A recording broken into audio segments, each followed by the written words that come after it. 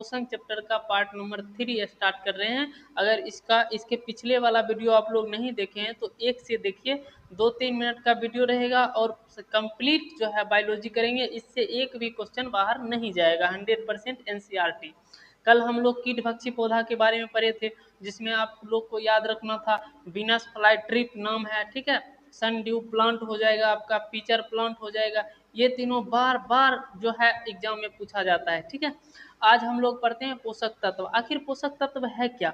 पोषक तत्व नाम से ही स्पष्ट है कि पोषक तत्व क्या है। भोजन के घटक जो ऊर्जा, वृद्धि और जीवन की क्रिया को संचालित करने में जो सहायता होता है जीव शरीर को, उसको पोषक तत्व बोलेंगे, ठीक है। अब पोषक तत्व में जैसे कार्बोहाइड्रेट्स आ जाएगा, विटामिन आ जाएगा, प्रोटीन्स आ जाएगा, ये सब क्या है? ये सब पोषक तत्व है।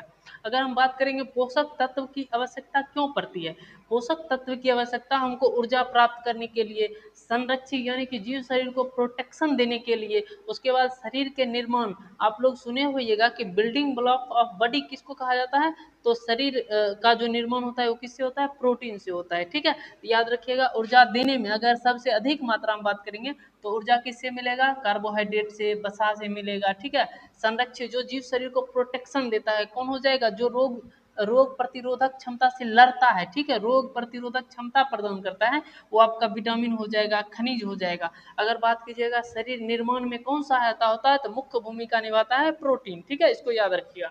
अब आइए पोषक तत्व का वर्गीकरण। अगर आप देखिएगा पोषक तत्व को दो भागों में वर्गीकृत किया गया है, एक आपको मैक्रो हो जाएगा, एक माइक्रो हो जाएगा। माइक्रो उसको बोलेंगे जिसका जो है जीव शरीर कम मात्रा में, जीव शरीर का अगर कम मात्रा में आवश्यकता जिसका पड़ता है वो हो जाएगा आपका माइक्रो। और अगर अधिक मात्रा में आवश्यकता पड़ेगा जीव शरीर को, उसको क्या बोलेंगे? मैक्रो बोलेंगे, ठीक है। तो याद रखिएगा, जो अगर कम मात्रा में प्रयोग करते हैं उसको माइक्रो बोलते हैं, जो अधिक मात्रा में प्रयोग करता है जीव शरीर उसको मैक्रो बोलेंगे। अब माइक्रो में कौन आएगा? तो विटामिन आ जाएगा, खनिज आ जाएगा। और मैक्रो में कौन आ जाएगा? तो कार्बोहाइड्रेट्स आ जाएगा, वसा आ जाएगा, प्रोटीन हो जाएगा, पानी देखते हैं हर दिन में 4 से 5 लीटर पीना बहुत ही आवश्यक माना जाता है। यानी कि जिसका मात्रा अधिक हमें चाहिए उसको मैक्रो बोलेंगे, और जिसका मात्रा कम से कम चाहिए उसको क्या बोलेंगे?